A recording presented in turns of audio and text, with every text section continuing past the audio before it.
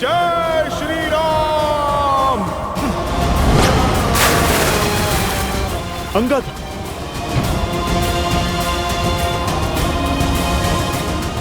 अंगद, अंगद, अंगद, तुम ठीक हो?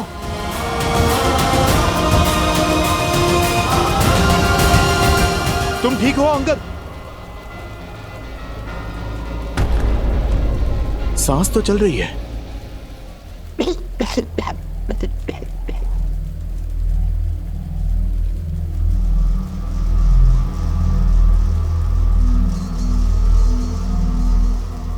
उसे रोकिए, अन्यथा ये युद्ध कभी समाप्त नहीं होगा। किंतु तुम अंगद, ठीक।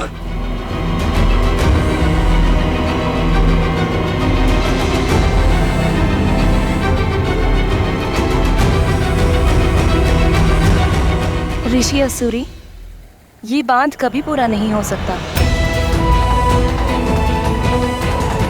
मना मत कीजिए देवी।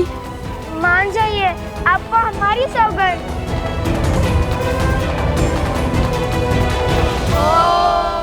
मधुजक्ता नितायने मधु रक्षन्ति सिन्धवा वादिविल्ला संतो वसी मधुनक्तो तोसो मधुपाति वरज।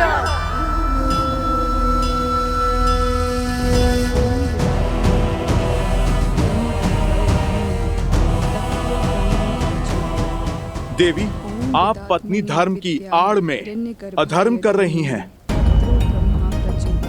उस अधर्मी की सहायता कर धर्म को तार तार कर रही हैं। आपके पति ने एक नारी के विरुद्ध अधर्म किया है। देवी, आप रुक जाइए, यह मंत्र बंद कीजिए।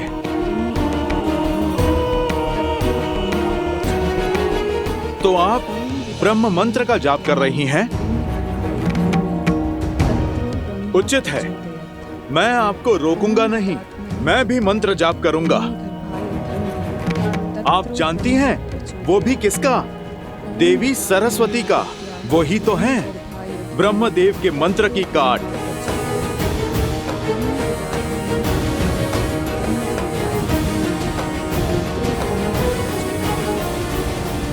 हे देवी सरस्वती, आप उपकार करें, जो यहाँ की सूखी नदियां हैं उनमें उफान भरे।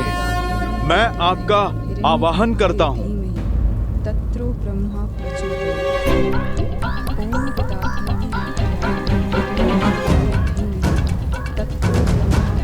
माता, आप आइए ना, बहा के ले जाइए इन असुरों को और इनके साथ चंद्रवाहु को भी। इससे पूर्व कि मैं मंत्र जाप आरंभ करूं और यहाँ की सूखी नदियों का उफान आपके चंद्रवाहु को बहा कर ले जाए। देवी, आप रुक जाइए, मैं आपको वचन देता हूँ, उसे मृत्यु नहीं, प्रभु श्री राम के हाथों मोक्ष मिलेगा। और देवी, यदि माता सरस्वती का वेग उसे बहा कर ले गया तो वो जहाँ जाएगा मैं उसे बिना अन्न जल के वहीं बांध दूंगा। जीवित रहकर भी मृत का जीवन जिएगा आपका पति।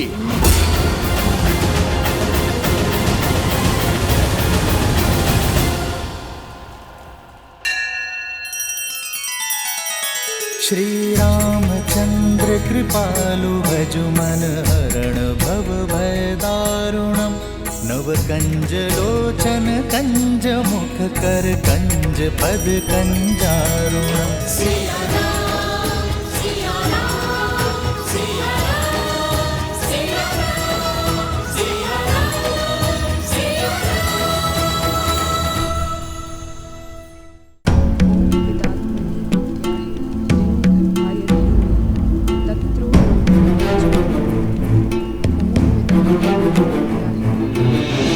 मन में आए इस विचार के पीछे अवश्य ही प्रभु की कोई लीला होगी।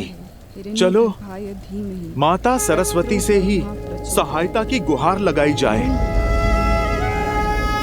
जय माँ सरस्वती, मैं आपका आवाहन करता हूँ। ओम ऐं ह्रीं श्रीं वाग्देव्यै सरस्वत्यै नमः।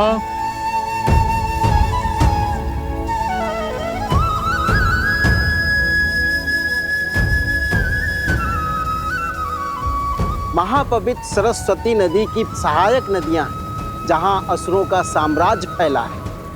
आप अपना वेग वहां ले जाइए।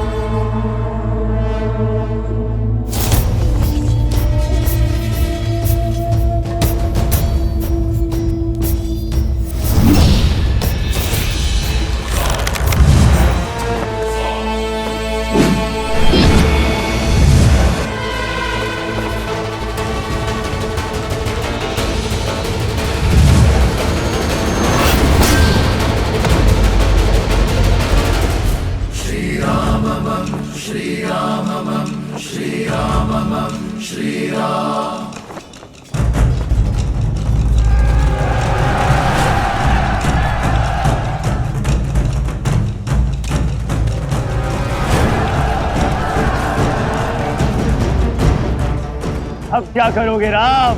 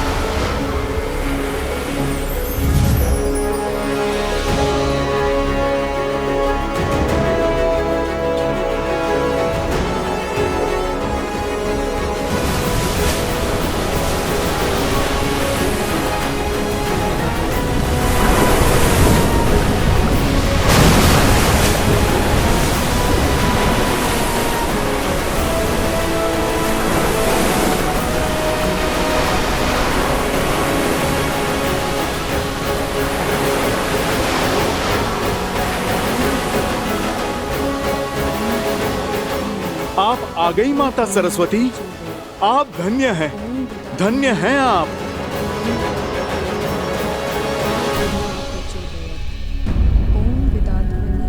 देवी, आपको माता सरस्वती के आने की गड़गड़ाहट सुनाई दे रही है? आप रुकिए, मैं अभी आपको स्पष्ट सुनाता हूँ।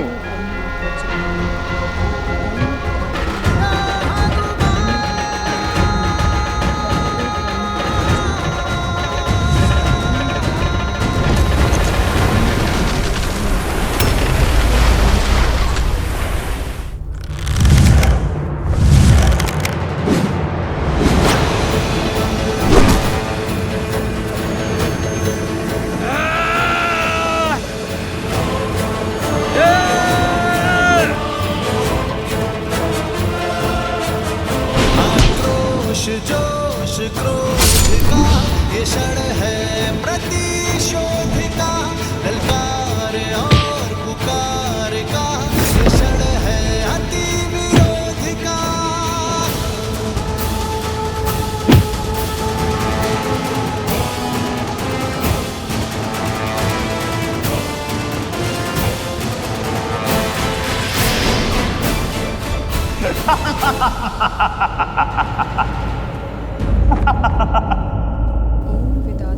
अद्भुत, अद्भुत, वो देखिए, वो डूबा चंद्रबाहु।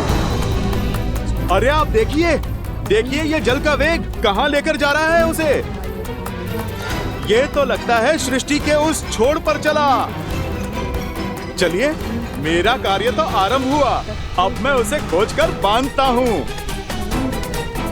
माता, मैंने तो आपको अवसर दिया था, अब आप मुझे आज्ञा दें। यदि आप मान जाती तो आपके पति मोक्ष पाते, किंतु अब तो उसे क्षण क्षण मरना होगा मेरे पास में। स्वामी,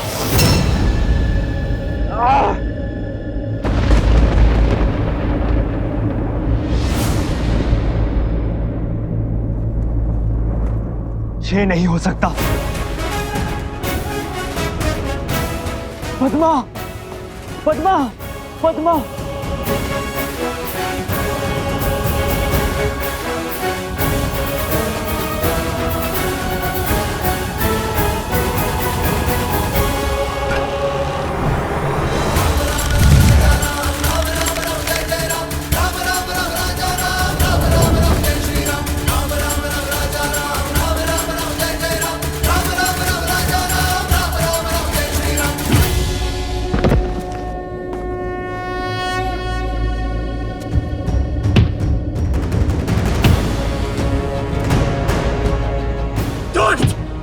दुराचारी!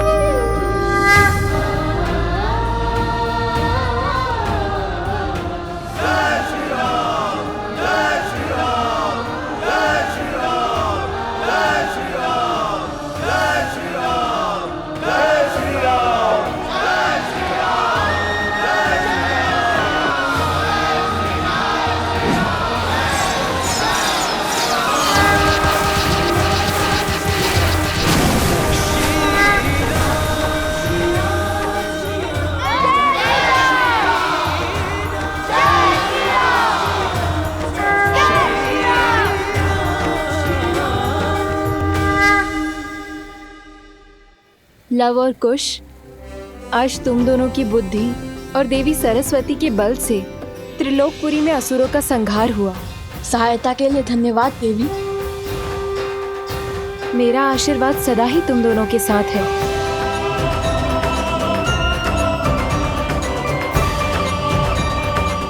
धन्य है वो माता पिता जिन्हें तुम जैसी संतानें मिली।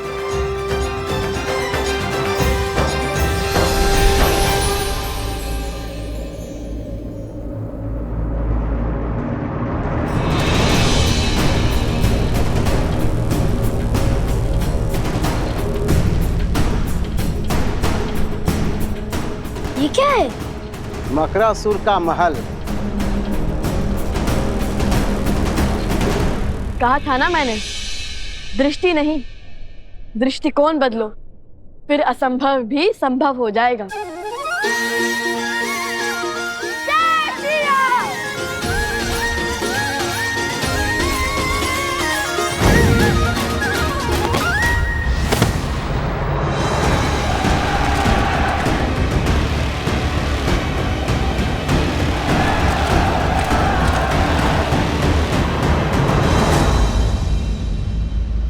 रुक क्यों गए महादेव, वो भी कथा के इस रोचक मोड़ पर? रुका मैं नहीं गौरी, रुका तो बुद्धि के देवता गणेश के विचारों का प्रवाह है। गणेश, किस विचार ने घेर लिया तुम्हें?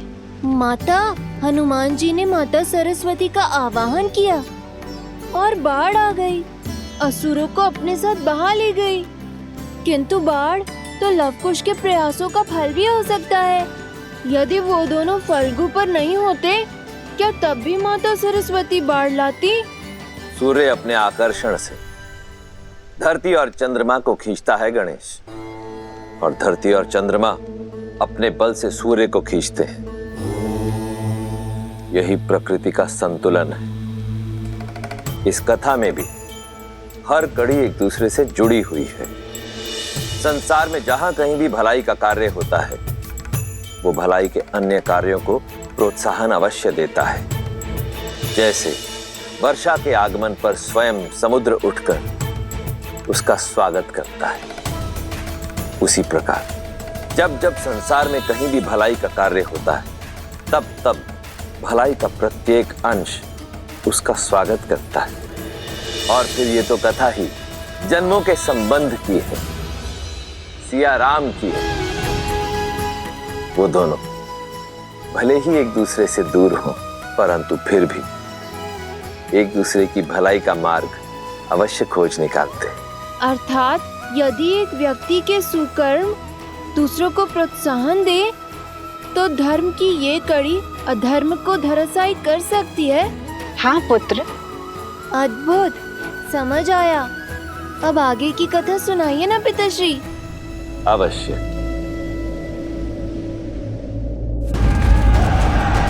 ये लो तुम्हारा उपहार।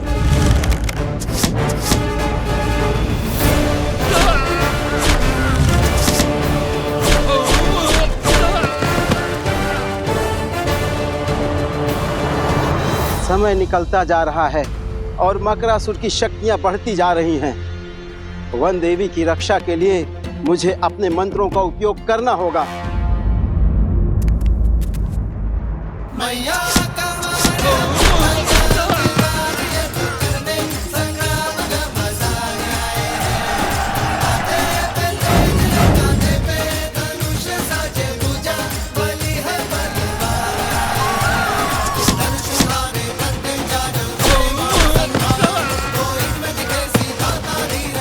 अति उत्तम।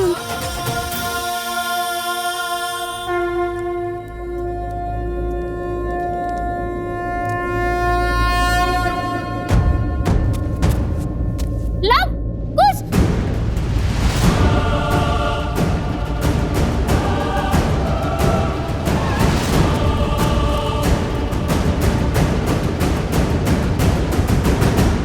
हमें उनकी सहायता करनी होगी, किंतु कैसे? हमारे पास तो अस्त्र भी नहीं है। कोई मार्ग तो खोजना होगा। हमारे तीर समाप्त होते जा रहा है। क्या करेंगे? शक्ति के साथ साथ युक्ति भी लगानी होगी कुछ। हमारे बाण समाप्त होते जा रहे हैं किंतु ये असर नहीं।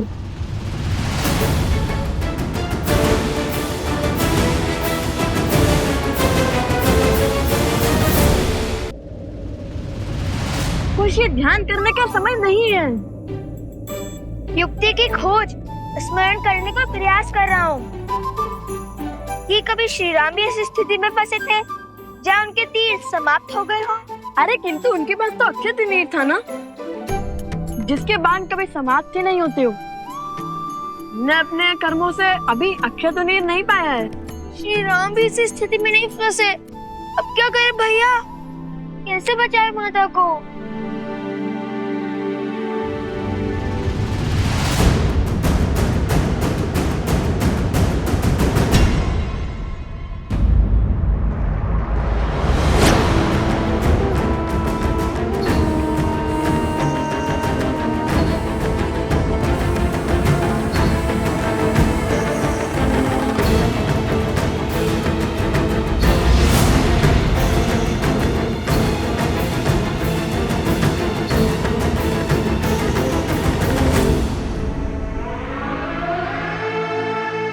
दाओ मकरासुर, तोड़ो सीता का तप। ये तप ही है जो धर्म को बल दे रहा है।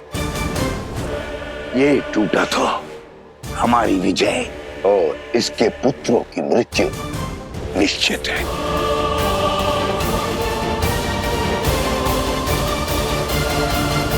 जीवन में कायर तो बहुत देखे, किंतु कायरता की ऐसी पराकाष्ठा नहीं देखी। क्या हुआ? आहत हो गए? धर्म को हराने की, धर्मात्मा को मारने की बड़ी बड़ी बातें तो करते हो, किंतु स्वयं कभी शस्त्र नहीं उठाते। यह कायरता नहीं तो और क्या है?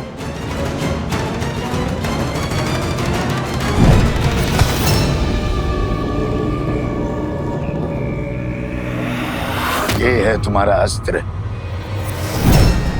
और ये है तुम्हारे सेनापति। हर योद्धा का अपना अस्त्र और अपना शस्त्र होता है, किंतु हाथ में थामा हर शस्त्र टूटकर बिखर सकता है, जलकर स्वाह हो सकता है। जब दो अस्त्र टकराएंगे तो एक का टूटना निश्चित है, किंतु मेरा अस्त्र न किसी के थोड़े टूटेगा न किसी के जलाए भस्म होगा। ऐसा कौन सा अस्त्र है आपके पास? शब्दों का अस्त्र, वचनों के बाण। वो शब्द, वो वचन जो बड़े से बड़े साम्राज्य को धराशायी कर सकते हैं। बिना खड़क उठाए हजारों लाखों जीवन पल में निगल सकता है। तलवारों की दिशा बिगाड़ सकते हैं मकरासुर, किंतु शब्दों की नहीं। अति उत्तम। लगता है रघुवंश की आहुति देकर संसार का सिंहासन संभालने के बाद मुझे तुम्हें ही अपना मंत्री पद सौंपना होगा।